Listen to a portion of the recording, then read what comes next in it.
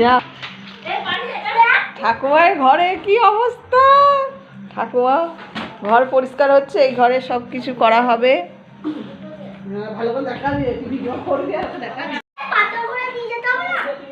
হ্যাঁ সব নিয়ে যেতে হবে। ঠাকুমার ওই বাস্কটায় কি আছে বড়, মনে হচ্ছে ভালো কিছু আছে, খাজনা আছে মনে হয়। নতুন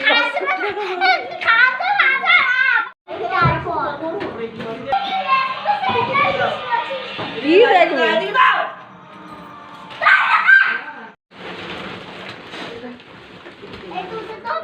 করবি, ডাল ভেজাবি কি? এটা কাবলি ছোলা।